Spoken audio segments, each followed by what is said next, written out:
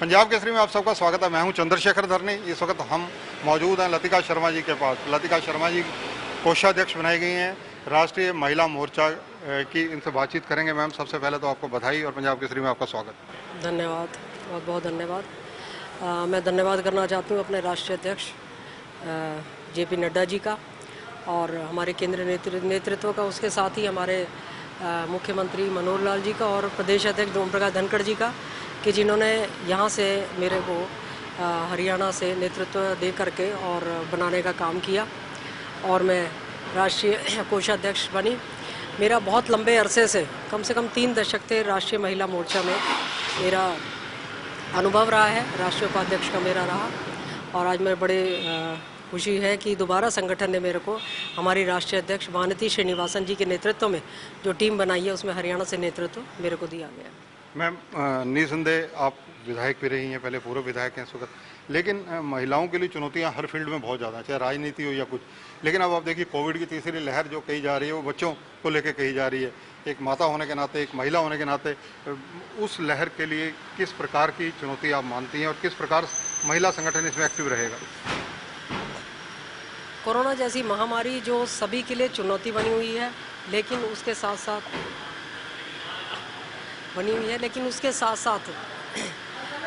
सभी मिल करके जो सरकार जो हमारे माध्यम से, जो हमारे भारतीय जनता पार्टी की सरकार के माध्यम से केंद्र में भी और प्रदेश में भी जिस तरह से इसके साथ लगातार योजनाएं चलाई जा रही हैं और मिल करके सबने मुकाबला करना है, उसके लिए तो सभी का सहयोग बहुत ज़रूरी होता है।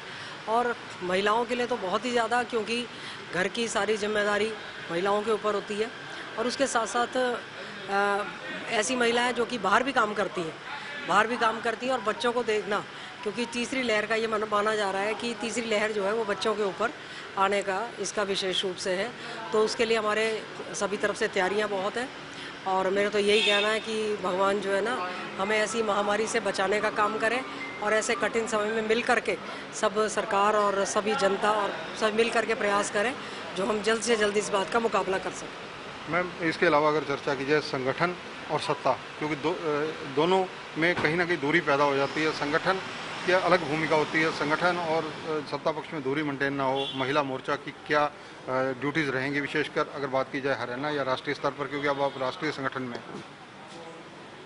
देखो, महिलाओं की 50% आबादी है और हमारी पार्टी ऐसी है भारतीय जनता पार्टी जिन्होंने सरकार में और संगठन दोनों में 33% से भी ज़्यादा महिलाओं को भूमिका देने का काम किया। मैं तो कहूँगी 50% महिलाओं को भूमिका देने का काम किया। और संगठन ही से ही सरकार बनती है, क्योंकि संगठन में जिस तरह से काम किया जाता है उसी तरह से। और यदि मैं हरियाणा की बात भी करूं तो हमारी सरकार ऐसी है कि जिन्होंने कम से कम 50% पंचायतों में आरक्षित किया और उसके बाद जो कॉरपोरेशन का चल रहा है उसमें भी हमारे जो मेयर हैं या उसमें जो प्रमुख भूमिका महिलाओं की रहती है उसमें वो भी इनमें देने का काम कर रहे हैं। तो ये बहुत एक वो है कि हमारी जो सरकार है वो महिलाओं को पूरा भागीदारी देती है और उसके साथ उसको मतलब हर तरह की जो चुनौती महिलाओं के लिए, क्योंकि चाहे राजनीति है, चाहे सामाजिक कार्य है, चाहे कोई भी क्षेत्र हो, आज महिलाएं बढ़ चढ़ कर हिस्सा ले रही हैं और चुनौती महिलाओं के लिए पूरी होती है। लेकिन जिस प्रकार से जब बीजेपी सत्ता में नहीं थी तो महिलाओं के लिए आरक्षण की वकालत करती थी विधानसभा या लोकसभा या राज्यसभा में, उसके लिए क्या स्ट्रेटेजी रहेगी आप लोगों की, क्या बात रहेगी? महिलाओं की आरक्षण की वकालत बीजेपी ने हमेशा की है, उसको लेकर आपके क्या प्रयास रहेंगे? देखो, महिलाओं के लिए आरक्षण शुरू से सब क्या करते आए, कांग्रेस सरकार करती रही 33%, लेकिन मेरा ये मानना है कि 33 नहीं, हमने 50% हमारी भारतीय जनता पार्टी सरकार ने महिलाओं को आरक्षण दिया। यदि आप देखोगे सरकार में जब सरकार बनी थी तब भी हमारी जो नेत्री रही है भारतीय जनता पार्टी की सुषमा स्वराज जी, वो भी ओपोजिशन लीडर भी रही और उसके साथ साथ केंद्र में नेतृत्व किया। उसके साथ निर्मला सीतारमण जी, स्मृति ईरानी जी और बहुत सी महिलाओं को केंद्र में भी मिला। और उसके साथ संगठन में, यदि संगठन की बात करूं, सिर्फ महिला मोर्चे के अलावा भी जो हमारी हरियाणा की सह प्रभारी हैं वो भी हमारी महिला हैं। तो मैं यही, अन्नपूर्णा जी जो सांसद भी हैं, राष्ट्रीय उपाध्यक्ष भी हैं, तो महिलाओं को हमारे संगठन ने बहुत पद दिए हैं और सरकार और इसमें संगठन में दोनों में महिलाएं हमारी भारतीय जनता पार्टी जो कहती है वो करके भी दिखाया। मैं इसके लिए तहे दिल से उनका धन्यवाद भी करती हूँ। बंतो कटारिया जी, इनसे भी बातचीत करेंगे। मैम, जिस प्रकार से संगठन की भूमिका एक अहम भूमिका रहती है, क्योंकि आज बीजेपी सत्ता में भी है, संगठन महिलाओं के ज़्यादा से ज़्यादा कामों की वकालत हो सके, कैसे भूमिका अदा करेगा? भारतीय जनता पार्टी ने हमेशा ही महिलाओं के उत्थान के बारे में सोचा है, क्योंकि अटल बिहारी वाजपेयी जी जब देश के प्रधानमंत्री बने तो हमारी मृदुला सिन्हा जी रही राष्ट्रीय अध्यक्ष और गोवा की गवर्नर भी रही। तो हमेशा कहते कि जब सरकार हो, परिवार हो, जो भी हो, गाड़ी का बैलेंस बना रहेगा तो वो ठीक से चलेगी।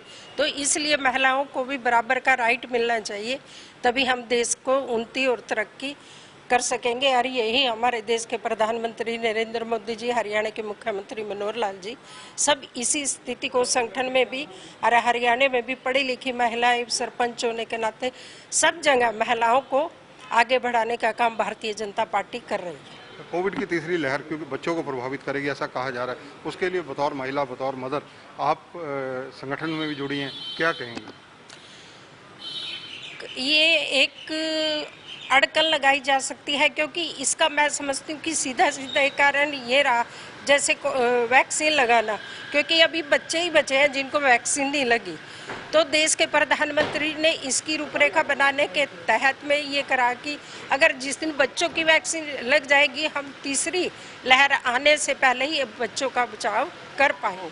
धन्यवाद। तो ये हैं लतिका शर्मा जी और बंतो कटारिया जी, बड़े स्पष्ट शब्दों में जिनको संगठन के अंदर अहम भूमिका दी गई है और ये अहम भूमिकाओं का निर्वाह कर रही हैं, उनसे पंजाब केसरी की टीम ने बातचीत की। कैमरामैन संजय सिंह के साथ चंद्रशेखर धरनी, पंजाब केसरी टीवी, चंडीगढ़।